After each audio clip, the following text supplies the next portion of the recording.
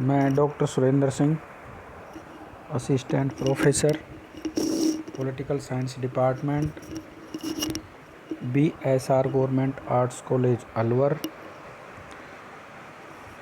आज मैं आपको अर्थात BA तृतीय वर्ष ऑनर्स के छात्रों को पाश्चात्य राजनीतिक विचारक पेपर में से अरस्तु के आदर्श राज्य का अध्ययन करवाऊंगा। अरस्तु का आदर्श राज्य। अरस्तु की रचना पॉलिटिक्स की 7वीं पुस्तक में अरस्तु प्लेटो के लॉज से प्रेरणा ग्रहण करते हुए अपने आदर्श राज्य का एक सुंदर और व्यापक चित्र प्रस्तुत करता है।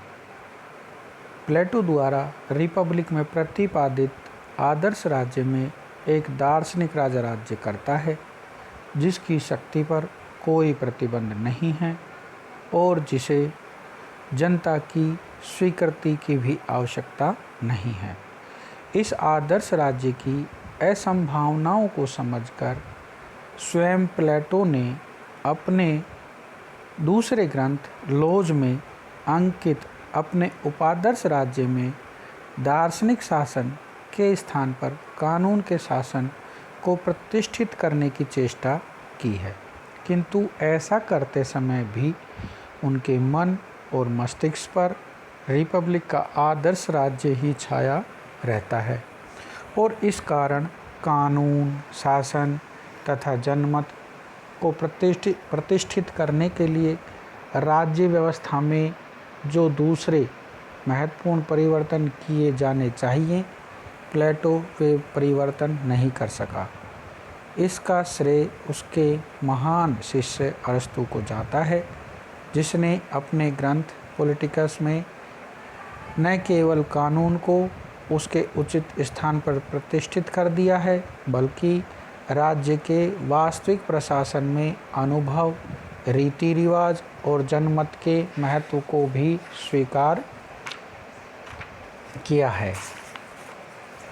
अरस्तु ने प्लेटो के उपादर्श राज्य को विधिवत रूप में अपने आदर्श राज्य के रूप में ग्रहण किया है। अरस्तु के अनुसार शासन का उद्देश्य व्यक्ति को उत्तम जीवन व्यतीत करने के लिए साधन प्रस्तुत करना है। अपने इसी दृष्टिकोण के आधार पर अरस्तु ने अपने आदर्श राज्य की निम्नलिखित विशेषताओं का उल्लेख किया है। नंबर 1, आदर्श राज्य का लक्ष्य व्यक्ति का नैतिक विकास है। अरस्तु के अनुसार आदर्श राज्य का लक्ष्य अपने नागरिकों का नैतिक कल्याण करना है। क्योंकि राज्य समुदायों का समुदाय है। प्रत्येक समुदाय अपने सदस्यों के हित को दृष्टि में रखता है और राज्य सभी समुदायों में सर्वोच्च है, इसलिए उसका उद्देश्य सर्वोच्च हित साधन है। राज्य का उद्देश्य व्यक्तियों के नैतिक जीवन को सुधारना है। अरस्तु का प्रसिद्ध कथन है कि राज्य जीवन के लिए अस्तित्व में आया है और वह अच्छे जीवन के लिए अस्तित्व में बना हुआ है। यहाँ पर अच्छे जीवन शब्दों का प्रयोग नैतिक जीवन के अर्थ में किया जाता है। दूसरी बात, अरस्तु के आदर्श राज्य की दूसरी विशेषता है मध्यम मार्ग का सिद्धांत, अर्थात संवैधानिक तंत्र शासन व्यवस्था। अरस्तु प्लेटो के समान अतिवादी नहीं है, बल्कि अपनी व्यावहारिक बुद्धि के कारण मध्यम मार्ग का अनुसरण करने वाला है। अरस्तु के शब्दों में मध्यम मार्ग का अनुसरण करने वाला जीवन ही अनिवार्यतः श्रेष्ठ जीवन है और यह मध्यम मार्ग ही ऐसा है जिसे प्राप्त कर लेना प्रत्येक व्यक्ति के लिए संभव है। अरस्तु अपने आदर्श राज्य के विभिन्न क्षेत्रों में मध्यम मार्ग को अपनाने पर बल देता है। आदर्श राज्य की शासन व्यवस्था पर विचार करते हुए अरस्तु कहता है कि सर्वोत्कृष्ट गुणों से युक्त कोई एक व्यक्ति राजा हो जाए, या सर्वोत्तम गुणों वाले कुछ व्यक्तियों के हाथ में शासन शक्ति आ जाए तो शासक की आज्ञाओं का पालन आनंदपूर्वक किया जाना चाहिए, किंतु व्यवहार में इस आदर्श परिस्थितियों या व्यक्तियों की प्राप्ति सहज संभव नहीं है। अतः सर्वोत्तम रूप में जो शासन प्राप्त किया जा सकता है उसी के लिए चेष्टा की जानी चाहिए। प्राप्ति योग्य सर्वोत्तम शासन का चुनाव स्वर्णिम मध्यम मार्ग के आधार पर ही किया जा सकता है, और मध्यम मार्गी शासन व्यवस्था संवैधानिक तंत्र या सुप्रजातंत्र या पॉलिटी ही हो सकती है। नगर राज्यों में 3 वर्ग माने हैं अरस्तु ने: अत्यंत संपन्न वर्ग, अत्यंत निर्धन वर्ग और इन दोनों के बीच का मध्यम वित्त वर्ग। संवैधानिक तंत्र या सुप्रजातंत्र में इन तीनों वर्गों में से तीसरे वर्ग के द्वारा ही शासन किया जाता है, अर्थात मध्यम वित्त वर्ग द्वारा। संवैधानिक तंत्र एक प्रकार की मिश्रित शासन प्रणाली है और अरस्तु ने इसे लोकतंत्र व धनिक तंत्र का मेल बताया है।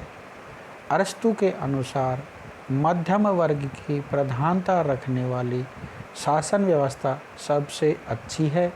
अरस्तु के अनुसार मध्यम मार्ग की दृष्टि से व्यावहारिक आधार पर सर्वोत्तम शासन व्यवस्था संवैधानिक तंत्र या पॉलिटी है। इस मध्यम मार्गी शासन व्यवस्था का एक प्रमुख लक्षण कानून की सर्वोच्चता है। अरस्तु ने अपने आदर्श राज्य में 3 प्रकार के कार्य करने वाली 3 संस्थाओं का वर्णन किया है।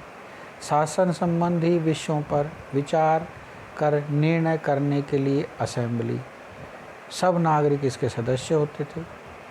शासन करने वाली नंबर 2 शासन करने वाले अधिकारी, जिन्हें अरस्तु मजिस्ट्रेसी का नाम देता है।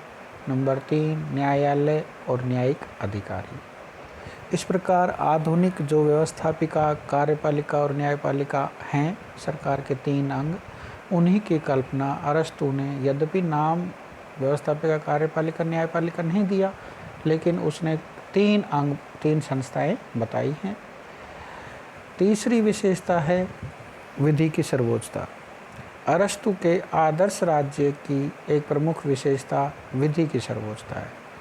अरस्तु विधि की सर्वोच्चता का समर्थन करते हुए लिखता है कि व्यक्ति के शासन की तुलना में विधि का शासन श्रेष्ठ होता है, क्योंकि विधि ऐसा विवेक है जिस पर व्यक्ति की इच्छा का प्रभाव नहीं पड़ता। यह संभव है कि कानून के कठोर शासन से कुछ अन्याय हो, किंतु यह व्यक्ति की निरंकुश ये स्वच्छंद इच्छा से होने वाले अन्याय से कम ही होगा।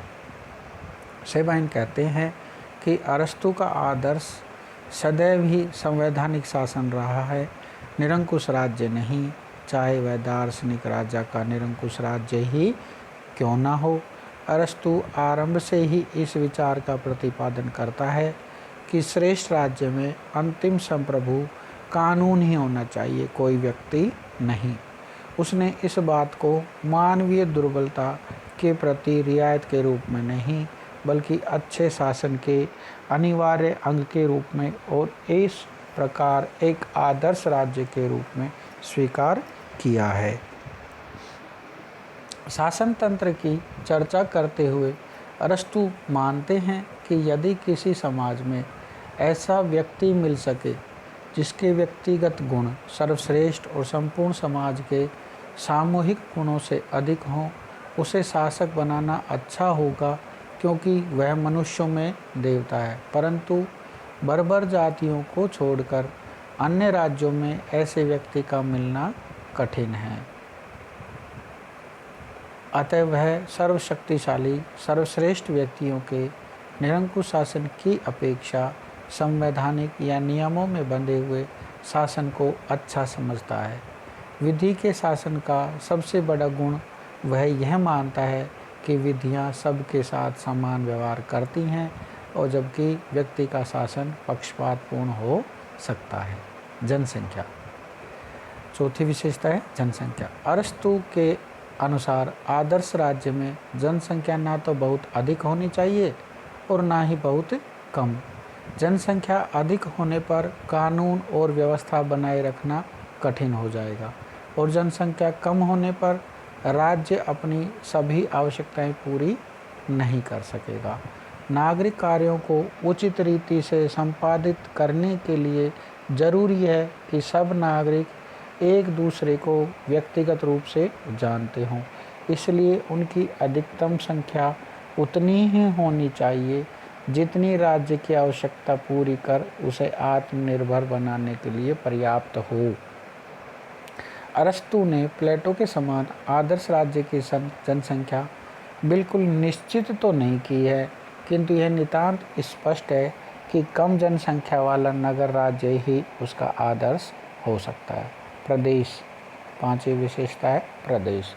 अरस्तु के अनुसार राज्य का प्रदेश बहुत विशाल नहीं होना चाहिए, किंतु इसके साथ ही इतना अवश्य होना चाहिए कि उसमें जीवन की आवश्यकताएं पूरी हो सके और उस पर निवास करने वाली जनता संयम और उदारतापूर्वक जीवन बिता सके। राज्य का क्षेत्र ऐसा होना चाहिए जिसमें शत्रुओं का प्रवेश कठिन हो और जिसकी रक्षा आसानी से हो सके। राज्य ऐसे स्थान पर होना चाहिए जहां जल और स्थल दोनों मार्गों से आसानी से पहुंचा जा सकता हो, क्योंकि ऐसा होने पर ही राज्य का विकास एक व्यापारिक केंद्र के रूप में संभव होता है। छठी विशेषता है नागरिकों का चरित्र। अरस्तु का विचार है कि चरित्र और योग्यता में जनता यूनानियों के समान होनी चाहिए, जिनमें उत्तरी जातियों के उत्साह और एशियाई जातियों की बुद्धिमत्ता का मेल है। उसका विचार है कि बुद्धिमत्ता, साहस और उत्साह के मेल से ही नागरिक अपना राजनीतिक विकास कर सकते हैं। शिक्षा। अरस्तु आदर्श राज्य के लिए आवश्यक चरित्र निर्माण की दिशा में शिक्षा के महत्व पर बहुत अधिक बल देता है।